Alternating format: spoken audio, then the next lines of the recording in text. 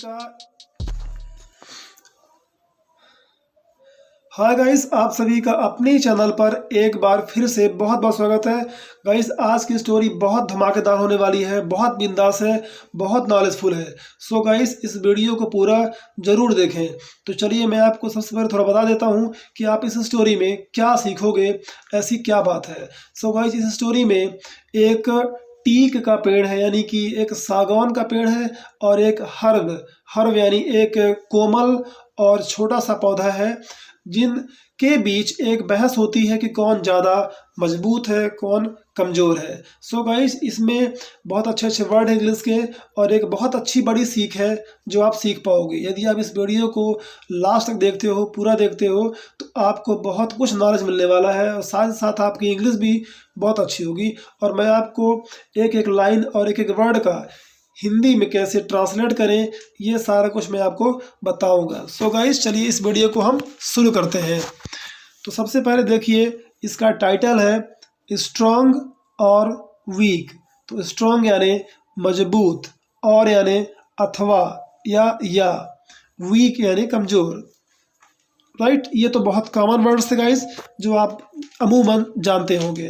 तो चलिए हम आगे बढ़ते हैं और एक लाइन का हिंदी में अनुवाद देखते हैं। There was a proud, there was a proud. Proud यानी होता है गर्व या घमंड, राइट, या घमंडी।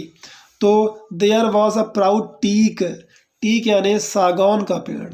राइट, जानते हैं तो ठीक है, नहीं तो आप नोट कर सकते हैं। सागौन, जिसको हम लोग सगवन कहते हैं, तो एक सगवन का घमंडी पेड़ था। देयर वॉज अ, वॉज यानी था। राइट, देखिए यहाँ पर वॉज यानी था, वर यानी थे। इस तरह के छोटे छोटे जो कॉमन वर्ड्स होते हैं, ये आपको जानना बहुत ज़रूरी है, जिससे आप एग्जैक्ट आप सेंटेंस का मीनिंग निकाल पाएंगे कि वो किस टेंस में है, किस टाइम में बात हो रही है, पास्ट में है कि करंट में है। राइट, तो ये चीज़ जो है बहुत इंपॉर्टेंट है, इसको आप नोट करते रहा करिए। जो लोग जानते हैं बहुत अच्छा है, जो लोग सीख रहे हैं उनका रिवीजन हो जाएगा, और जो लोग नए हैं वो सीख जाएंगे। सो गाइस, मेरा पर्पस यही रहता है कि जो नए व्यूवर्स हैं और जो पुराने हैं उनका रिवीजन हो, और नए वालों का एक बेहतर सीख मिले और उनको सारी जानकारी हो। तो चलिए हम आगे बढ़ते हैं और देखते हैं कि क्या होता है। तो there was a proud teak, proud यानी घमंडी, टीक यानी सागौन, एक घमंडी सागौन का पेड़ था। इन द फॉरेस्ट, जंगल में। He was tall, tall means लंबा, वॉज यानी था, वह लंबा था। एंड स्ट्रॉन्ग और मजबूत। There was a small herb, एक स्मॉल छोटा हर्ब था। राइट, यहाँ पर देखिए देयर का कोई मतलब नहीं है, देयर सिर्फ सेंटेंस बनाने के लिए आया है, एक सब्जेक्ट की तरह यहाँ पर प्रयोग हुआ है। बट ये देखा जाए तो यहाँ पर इसका अपना कोई मतलब नहीं है। अ स्मॉल हर्ब, एक छोटा हर्ब यानी होता है, देखिए, छोटे और कोमल पौधे। आप देखे होंगे अक्सर जंगलों में कुछ इस तरह से छोटे कोमल पौधे होते हैं, लचकदार, ठीक है, जो हवा चलने से इधर उधर लटकते रहते हैं, ठीक है, उन्हें हम हर्ब कहते हैं। तो वहाँ पर एक छोटा सा हर्ब था, यानी छोटा सा कोमल पौधा था। Next to the tree, next to यानी होता है सामने, नेक्स्ट टू सामने, उस ट्री के, उस टीक ट्री के सामने बिल्कुल वो हर्ब था। राइट, चलिए आगे बढ़ते हैं। द टीक ट्री सेड, उस टीक ट्री ने कहा। द इसलिए आ गया क्योंकि उस टीक ट्री के बारे में हम बात कर चुके हैं और हम दोबारा कर रहे हैं। तो ये जो द आर्टिकल है वो निश्चित करने के लिए आता है कि हाँ, इस वर्ड का यूज तुम दोबारा कर रहे हो और ये वही है। तो आप द का मीनिंग भी निकाल सकते हो कि हाँ वो द टीक ट्री, वो सागौन का पेड़ बोला या कहा, I am very handsome and strong, मैं बहुत सुंदर हूँ और मजबूत हूँ। ठीक है, एम यानी हूँ। No one, no one can defeat me, defeat यानी होता है हराना। नो वन मतलब कोई नहीं, कैन यानी सकता है, कैन यानी सकता है, तो मुझे कोई नहीं हरा सकता है। मी यानी मुझे। हियरिंग दिस, हियरिंग दिस यानी यह सुनकर, दिस यानी यह, हियरिंग मतलब सुनकर, यह सुनकर द हर्ब, उस हर्ब ने, ठीक है, उस छोटे कोमल पौधे को मैं क्या बोलूँगा, मैं हर्ब बोलूँगा, हर्ब, जिससे बार बार रिपीट होने से आप सीख जाओ और आपको ये वर्ड रट जाए बिल्कुल। ओके, रिप्लाइड, उसने जवाब दिया। रिप्लाइड क्या है, रिप्लाई का सेकंड फॉर्म है। आप जानते होंगे, जो लोग देखते होंगे, ठीक है, डेली, तो समझते होंगे कि रिप्लाइड क्या है, सेकंड फॉर्म है। और जब स्टोरी पास्ट में लिखी जाती है तो उसमें पास्ट टेंस का यूज होता है, ठीक है। तो पास्ट टेंस में हम ज़्यादातर वर्ब के सेकंड फॉर्म या थर्ड फॉर्म या वॉज वर्ब का हम यूज करते हैं। तो ये बहुत कॉमन बात होती है और आप पढ़ते पढ़ते सीख जाते हो। चलिए, यही होता है कि जब आप कंटिन्यू पढ़ते हो, स्टोरी कहानी आप पढ़ते रहते हो, तो आप बहुत कुछ सीखते रहते हो। चलिए, the teak tree sad, sorry ये हो गया है, आगे बढ़ते हैं। सॉरी, यहाँ से, dear friend, too much pride is harmful. तो उस हर्ब ने रिप्लाई किया, जवाब दिया कि प्रिय मित्र, टू मच यानी बहुत ज़्यादा, टू यानी बहुत, मच यानी ज़्यादा, प्राइड यानी गर्व या घमंड, तो बहुत ज़्यादा घमंड हार्मफुल है, नुकसानदायक है। Even the strong will fall one day, even यानी भी, इवन यानी भी, तो मतलब strong will fall one day, एक दिन मजबूत भी गिर जाता है, सॉरी गिर जाएगा। यहाँ पर क्या दिया, फ्यूचर की बात कर रहा है, भविष्य में, आने वाले समय में एक मजबूत भी, कितना भी मजबूत व्यक्ति हो या कोई भी चीज़ हो, उसको टूटना होता है और वो टूट जाएगी। तो घमंड करना अच्छी बात नहीं है। The teak ignored the herbs word, herbs यानी उस जो पौधा था, वो कमज़ोर पौधा, उसके शब्दों को, वर्ड्स यानी शब्द को इग्नोर कर दिया।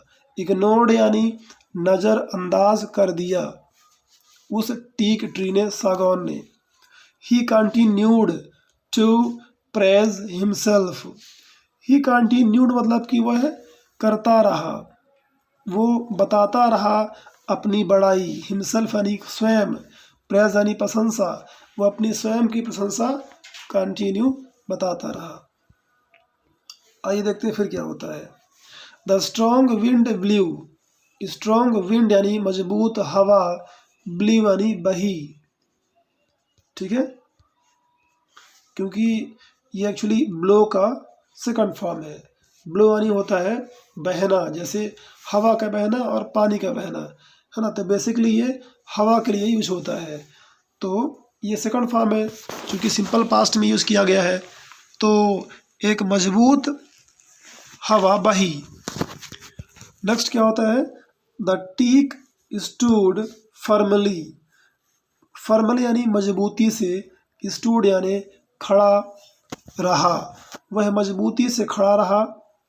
Even when it rained, even यानी भी, इवन व्हेन यानी कि जब ऐसा भी हुआ, कि जब ऐसा भी हुआ कि वर्षा हुई, it rained the teak stood strong, the teak stood यानी खड़ा रहा, ठीक है, वो बिल्कुल मजबूती से खड़ा रहा, क्योंकि भाई वो मजबूत होता है ना। टीक का जो सागौन का जो पेड़ है वो काफ़ी मजबूत होता है, ठीक है, उसे नॉर्मली जो हल्की फुल्की हवाएं चलती रहती हैं कोई फ़र्क नहीं पड़ता, लेकिन जो छोटे कोमल पौधे होते हैं वो जब थोड़ी सी हवा चलती है तो वो इधर उधर मुड़ जाते हैं।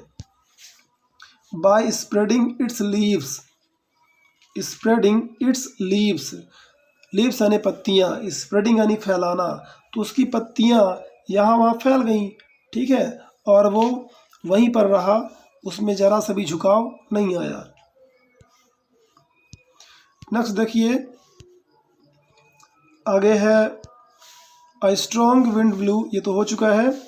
ड्यूरिंग दीज टाइम्स, ड्यूरिंग यानी इस समय, इस दौरान, दीज टाइम्स, ठीक है, इन समय के समय, मतलब आप समझ गए होंगे कि जो ये समय चल रहा था इसके दौरान, है ना, इन समय के दौरान, द हर्ब बोर्ड लो, यानी जब ये हवाएं चलती रहीं उसके दौरान जो हर्ब था, छोटा कोमल पौधा, वो बो हो गया। बोर्ड, बो यानी होता है झुक जाना, ठीक है, नतमस्तक हो जाना, झुक जाना। लो यानी नीचे, तो वो नीचे झुक गया। The teak made fun of them, sorry fun of herb. तो देखिए यहाँ पर एक जानने वाली बात यह है कि मेक फन मतलब होता है किसी का मजाक बनाना, राइट। इसको भी आप नोट कर सकते हो। मेक फन ऑफ मतलब किसी का मजाक बनाना। तो टीक ने क्या किया, उसका मजाक बनाया, हर्ब का मजाक बनाया, ठीक है। तो आप देखे होंगे कि जनरली जो कमज़ोर लोग होते हैं उन पर बड़े और मजबूत लोग अक्सर मजाक बनाया करते हैं, ठीक है, उनकी हंसी उड़ाया करते हैं, ठीक है। Same one day there was a storm in the forest, एक दिन देयर वॉज अ स्टॉर्म, एक तूफान था, एक तूफान था। स्टॉर्म यानी तूफान था, कहाँ पर, इन द फॉरेस्ट, जंगल में एक तूफान था। द हर्ब बोर्ड लो, फिर से क्या हुआ, हर्ब झुक गया, ठीक है, लो हो गया, नीचे झुक गया। एज यूजुअल यानी सामान्यतः उसी तरह से, एज यूजुअल यानी जैसा होता है। The teak did not want to bow, और वो टीक जो घमंडी था वो झुकना नहीं चाहता था। डिड नॉट वॉन्ट टू बो, तो टू बो यानी झुकना, वॉन्ट यानी चाहना, डिड नॉट यानी नहीं। ये सिंपल पास्ट का हेल्पिंग वर्ब है जो नेगेटिव सेंटेंस बनाने के लिए प्रयोग किया गया है। चलिए next, the storm kept growing stronger. Growing stronger मतलब होता है कि मजबूत होता जाना, ग्रोइंग स्ट्रोंगर मजबूत होता जाना, यानी वो मजबूत होता रहा। केप्ट यानी चलता रहा, ठीक है, वो होता रहा, यानी कि जो तूफान था वो काफ़ी तेज हो गया।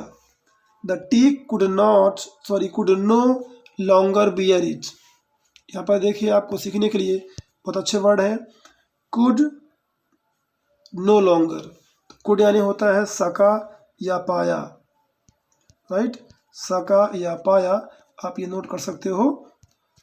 तो नो लॉन्गर यानी कि ज़्यादा देर तक नहीं। बियर इट, बियर मतलब होता है सहना, राइट। इट यानी इसे, किसे, ये जो मजबूत हवाएं थी, तूफान था, इसे वो ज़्यादा देर तक सह नहीं सका, ओके, सह नहीं पाया। तो क्या हुआ, ही फेल्ट, उसने महसूस किया, his strength giving away, his strength यानी उसकी ताकत, स्ट्रेंथ यानी मजबूती, उसकी ताकत, गिविंग अवे मतलब होता है कि छोड़ देना या त्याग देना, दूर चले जाना। तो उसकी जो ताकत थी वो दूर होती गई, ऐसा उसने महसूस किया और वो कमज़ोर पड़ता गया। ही ट्राइड, उसने प्रयास किया। हिज बेस्ट, अपना सबसे बेहतर, उसने प्रयास किया अपने आप को सीधा खड़े रखने के लिए। टू स्टैंड अपराइट, अपराइट यानी सीधा, ठीक है, और स्टैंड यानी खड़ा होना। तो अपने आप को सीधा खड़े रखने के लिए उसने अपना बेस्ट प्रयास किया। बट इन द एंड, लेकिन, इन द एंड यानी आखिरी में, अंत में, in the end, he fail, वह गिर गया। ही फेल डाउन, राइट, ही फेल डाउन मतलब वह गिर गया। That was the end of the proud tree, और इस तरह से उस घमंडी ट्री का, प्राउड ट्री यानी घमंडी पेड़, ऑफ यानी का, क्या हो गया, वॉज द एंड, वो अंत था, वॉज यानी था, दैट वॉज वह था, उसका अंत, किसका अंत, घमंडी ट्री का, ठीक है, वह गिर गया, टूट गया, ठीक है, उसका अस्तित्व जो है नष्ट हो गया। When everything was calm again, calm यानी शांत, ठीक है, साइलेंट, तो यहाँ पर एल साइलेंट है, एल को आप नहीं पढ़ोगे, calm, इसको पढ़ोगे calm, ठीक है। तो जब, when यानी जब, everything यानी सब कुछ, was यानी था, calm शांत था, अगेन यानी फिर से, दोबारा। द हर्ब स्टूड यानी वो जो कमज़ोर पौधा था वो खड़ा हुआ। स्ट्रेट सीधा खड़ा हुआ, क्योंकि मजबूत हवाओं की वजह से वो झुक गया था, नीचे वो झुका हुआ था लेकिन टूटा हुआ नहीं था। ठीक है, इसलिए कहते हैं कि जो लोग झुकते हैं, झुकना जानते हैं, उनका अस्तित्व कभी उखड़ता नहीं है, उनका अस्तित्व कभी टूटता नहीं है। वो झुक तो जाते हैं लेकिन फिर सीधा खड़ा होने की क्षमता रखते हैं, इसलिए झुकना चाहिए। ठीक है, हमें घमंडी नहीं होना चाहिए। ये सीख आप को मिलती है, जो बहुत बड़ी बात होती है गाइस। ये लाइफ में बहुत बड़ी बात होती है झुकना। आप समझ ही गए होंगे इस कहानी के एग्जाम्पल के माध्यम से। ही लुक्ड अराउंड, वह देखा, लुक्ड यानी देखा, अराउंड यानी चारों तरफ। ही सा, उसने देखा, कि दैट यानी कि the proud teak had fallen, वो घमंडी सागौन का पेड़, हैड फॉलन मतलब गिर गया था। राइट, जब हैड के बाद हम कोई थर्ड फॉर्म लगाते हैं, ठीक है, वर्ब की थर्ड फॉर्म, तो उसका क्या मतलब होता है, चुका था या हो गया था।